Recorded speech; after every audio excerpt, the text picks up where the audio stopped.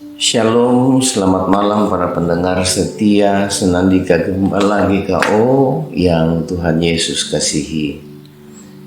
Kisah seorang kakek tua yang melamar pekerjaan. Pada usia 65 tahun, seorang pria veteran dari banyak peperangan dalam bisnis di dunia ini berjalan memasuki kantor perusahaan besar yang menjual barang-barang optikal. Kepadanya sudah diberitahukan bahwa pada saat ini tidak ada lowongan untuk seseorang dengan pengalaman seperti Anda. Ia menginterupsi, "Saya bisa melakukan apa saja.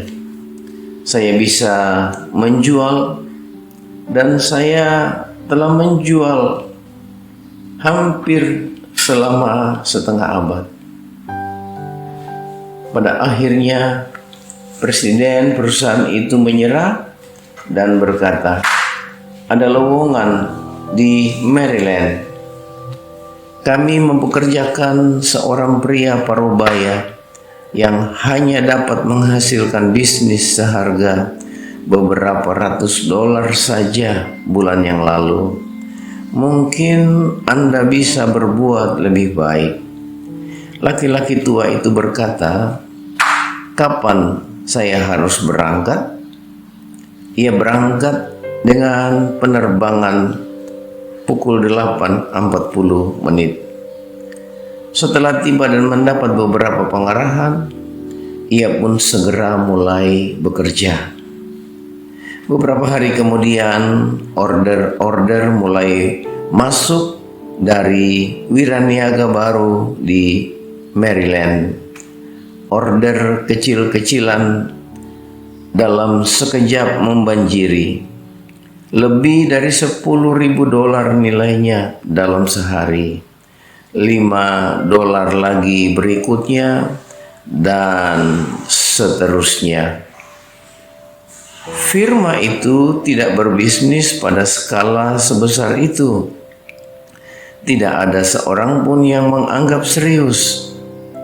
Kemudian, telegram serta telepon mulai mengalir dari toko-toko eceran dan bertanya di mana pengapalan mereka. Dalam waktu setahun, pria ini telah menjadi wakil presiden yang bertugas menangani staf penjualan. Ia menjadi seorang yang sangat disukai di perusahaan itu. Saudaraku, pesan singkat untuk kita. Janganlah mencoba melakukan sesuatu kecuali Anda merasa yakin pada diri sendiri. Tetapi jangan pernah menyerah hanya karena seseorang tidak merasa yakin kepada Anda. Semangat dan etos kerja kita ditentukan atau diciptakan oleh kita sendiri, bukan terletak pada orang lain. Kitalah motivator yang sesungguhnya atas diri kita sendiri.